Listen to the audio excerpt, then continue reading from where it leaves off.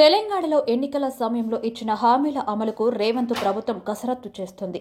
సోనియా గాంధీ జన్మదినం నాడు మహిళలకు ఉచిత బస్సు ప్రయాణం, 10 లక్షల రూపాయలకు ఆరోగ్య శ్రీ పెంపు అమల్లోకి తీసుకొచ్చింది కాంగ్రెస్ ప్రభుత్వం. అయితే మిగిలిన పథకాల అమలు దిశగా ప్రజల నుంచి దరఖాస్తులను స్వీకరించింది. వీటిలో అధికంగా నెలకు 2,000 రూపాయల 500 రూపాయల ఆర్థిక సాయం, ఇందిరమ్మ ఇల్లు, రేషన్ కార్డుల కోసం అత్యధిక దరఖాస్తులు వచ్చినట్లు సమాచారం. అలాగే రైతు భరోసా బదులుగా పాత రైతు బంధు పథకం కింద కొంతమంది రైతులకు డబ్బులు ఇచ్చింది. తద్వారా ఎన్నికల్లో ఇచ్చిన 6 గ్యారంటీ హామీలలో 2ంటిని అమలు చేసింది. ఈ వారంలో మరో 2 గ్యారంటీ హామీల అమలు కోసం సీఎం రేవంత్ రెడ్డి ప్రయత్నిస్తున్నట్లు సమాచారం. దీనిపై ఇవాళ ఉన్నత స్థాయి సమీక్ష ఉంటుంది.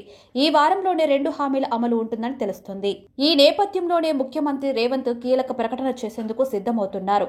తెలంగాణ ప్రభుత్వం గ్యారంటీల అమలుపై వేగంగా అడుగులు వేస్తుంది. ఎన్నికల వేళ ఇచ్చిన 6 గ్యారంటీల అమల్లో భాగంగా మరో 2 పథకాల అమలుకు ముహూర్తం నిర్ణయించింది.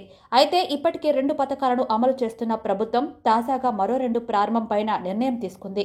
కొత్త రేషన్ కార్డులు, 500 రూపాయలకే వంట గ్యాసు అమలుపై కీలక నిర్ణయం ప్రకటించే అవకాశం ఉంది.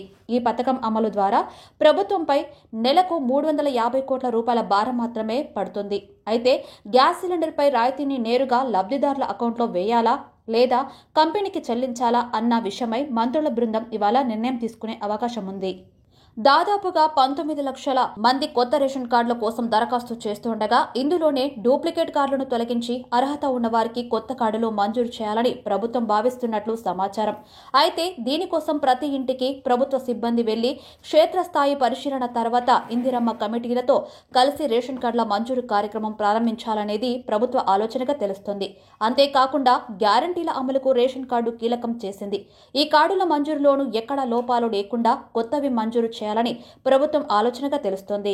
ఎన్నికల వేళ కాంగ్రెస్ పార్టీ గ్యాస్ సిలిండర్ను 500 రూపాయలకే ఇస్తామని 6 హామీలో పేర్కొంది. సిలిండర్ ధర 955 రూపాయలు ఉండగా ప్రభుత్వం 455 రూపాయలు సబ్సిడీ భరించాల్సి ఉంటుంది.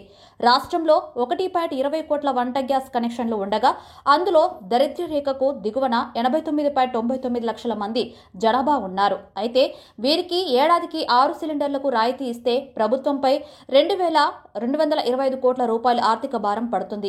ఇక 12 సిలిండర్లు ఇస్తే అది 4,450 రూపాయల కోట్లు అవుతుంది. కాగా కేంద్ర ప్రభుత్వం ఒక్కో సిలిండర్పై 45 రూపాయల సబ్సిడీ ఇస్తుంది. మొత్తం డబ్బు చెల్లించి తీసుకున్న తర్వాత ఆ రాయితీని బ్యాంకు ఖాతాలో జమ చేస్తుంది. ఈ 2 పథకాల అమలుపైన ప్రభుత్వం అధికారికంగా విధి విధానాలపై ప్రకటన చేయనుంది.